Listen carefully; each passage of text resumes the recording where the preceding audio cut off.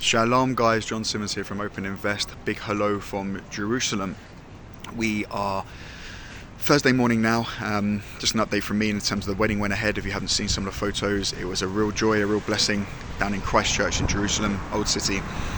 Real special day. A lot of people left before the wedding, unfortunately, but a lot of people stayed as well. So there was a real sort of hardcore group of people that wanted to be in Israel for such a time as this.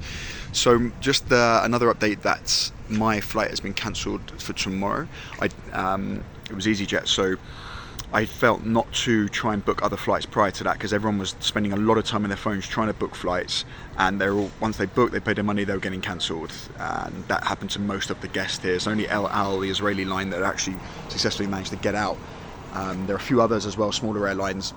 So I've rebooked another flight to Athens on Friday evening, and it's obviously an interesting day to fly because unless things have changed, Hamas have called pretty much for an intifada. They might have used a different word this time. They've done that in the past. They've called all Palestinians, all Arab Israelis, and all of the surrounding nations to war against Israel. So yeah, that's awful. And we are also seeing the death toll number increase to something around 1,200. And also, I believe it's the UN have released uncensored images of the atrocities that Hamas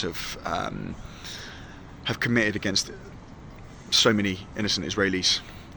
There are various campaigns at the moment to get hostages released. I believe the Prime Minister Benjamin Netanyahu has said that no electricity and things like that to Gaza until those hostages are released. So there are a few campaigns to try and continue to push the UN to prioritise getting those hostages released, children. Some of what's been reported, and I think it's been proven now, that Hamas have committed to children and babies as well as.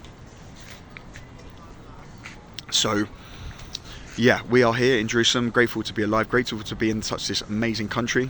We've been blessed. It's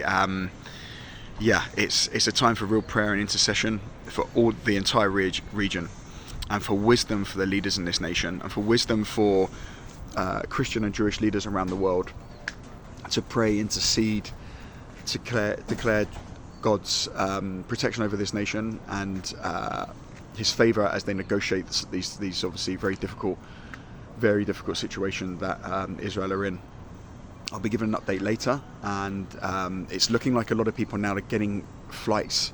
I've managed to book flights, indirect flights to places like Crete, Athens, Romania and places like that, and they haven't been cancelled yet. So I knew not to fly out before my time, and the time is Friday.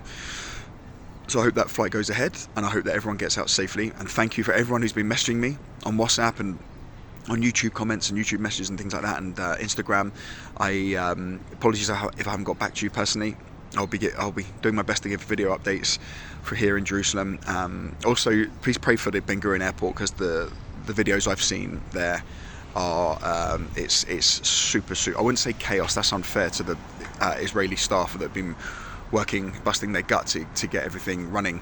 But it's extremely busy, shall we say, long queues, and then I had one report of a short queue it depends on the airline and where you're travelling to, but it's busy down there, and people are waiting a long time to get through. So just wisdom for the staff there, protection and a smooth transition, and also none of these rockets that the Hamas terrorist group are firing actually hit targets. Pray that they land in the sea, pray that they intercepted by Iron Dome system, and then they just turn on each other, and there's just an overhaul of that terrorist organisation in Hamas for the innocent Palestinians that are trapped in Gaza Strip.